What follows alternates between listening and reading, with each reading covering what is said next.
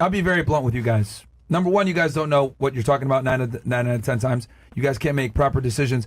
And this is why men need to be in positions of leadership. Because, quite frankly, when you put women in positions of leadership, you guys fuck everything up. And this is actually goes back to what I was saying before with the older women, right? So as she was talking about, oh, toxic masculinity with older men, I don't like this. Well, what is toxic masculinity, right? Right? It used to be a man would have the 3 P's: provide, protect, and provision, right? And women would benefit from this because the men had all the responsibility. We had to go out there, hunt the animals, bring back the resources, etc.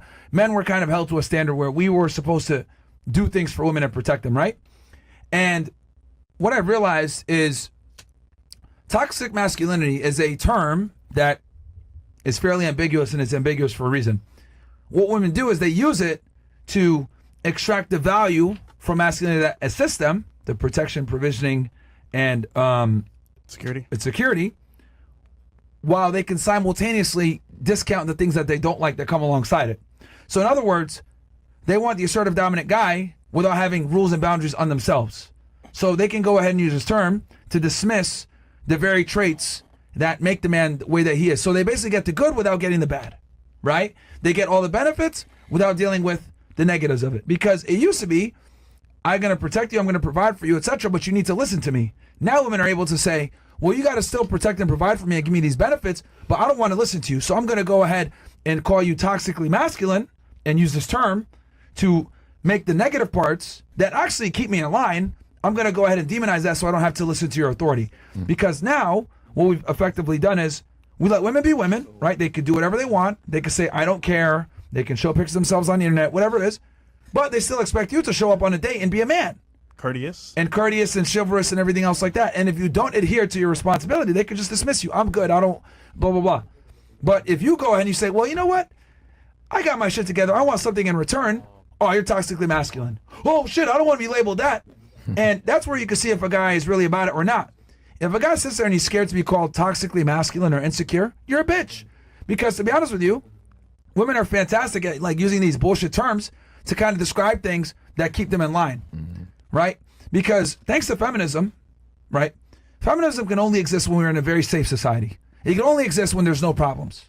But I'll tell you this, when there's war and guys got to get violent and they got to be toxically masculine to protect you, ain't nobody calling somebody toxically masculine, okay? I don't think they're calling the men in Ukraine toxically masculine. No. I don't think they're calling the men in Russia toxically masculine. I don't think that they're calling the men that are going into Gaza toxically masculine, because in war, you need the toxic masculine guys to protect you so you can continue to maintain the order and the status quo that you get to enjoy. So in other words, women are able to enjoy the benefits of toxic masculinity while simultaneously trying to dismiss it and say that it's holding us back or blah, blah, blah.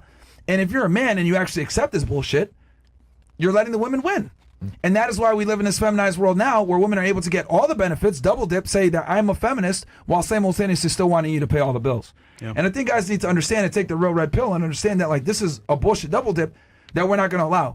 If you're going to be a protector and a provider, it's your way or the highway. I think men need to put rules on women, because if we don't put rules on you guys, you start saying stupid shit like, I don't care. Well, guess what? The men care. Why am I going to share my resources with someone who doesn't care about what men want and only cares about what they want?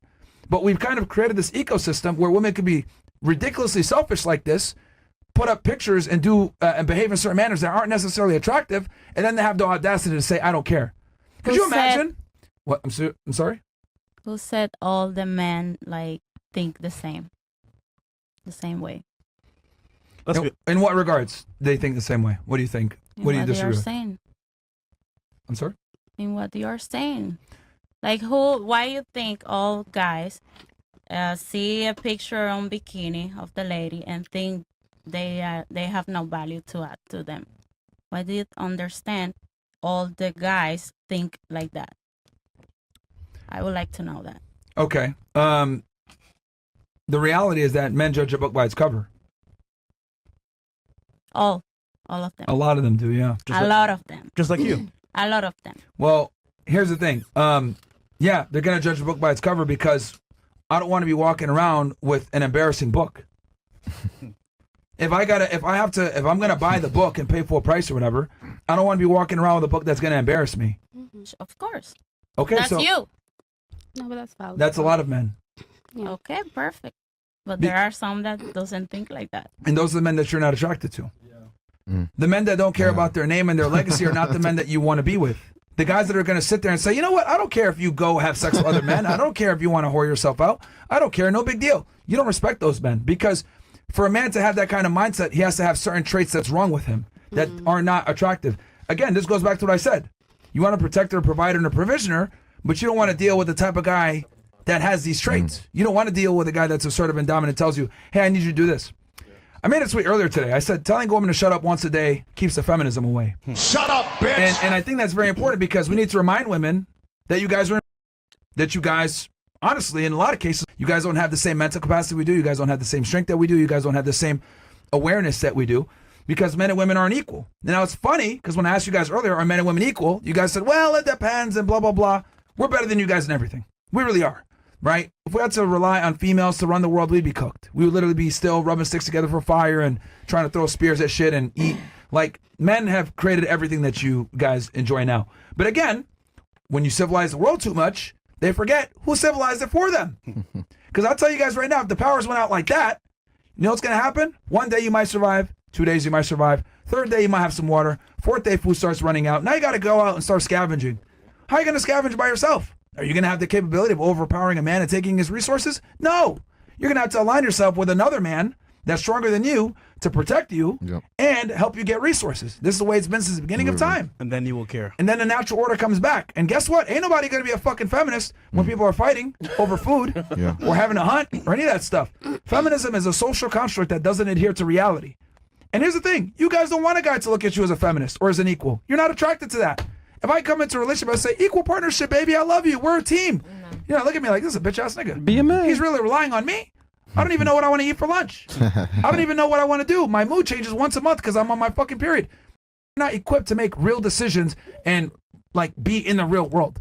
You guys are in a world that we've created and civilized for you to a point where you guys can have the conveniences of being a vegan, have the conveniences of putting pictures on the internet, have conveniences of being a professional dancer. These aren't real jobs. Like, let's be honest, and I'll say this as a podcaster. This is also a civilized job, right? Sure. But the reality is, if like things were to go down like this, I'd have to regress and become a savage to survive. Yeah. Okay? And I'll tell you guys this, if it's me and you fighting for a fucking scrap of meat, who's going to win? This is why women need men. But you guys forget that you need men because of the crazy society that we're in. We've civilized things so much, and women don't have shame anymore. So it's all a big fucking problem that's been going on for decades. But yeah, I think women not caring about men and not caring what they want and not caring in general is precisely why you guys are in the problematic stage that you are now, where so many women are depressed and sad and can't find a man. So anyway, well said.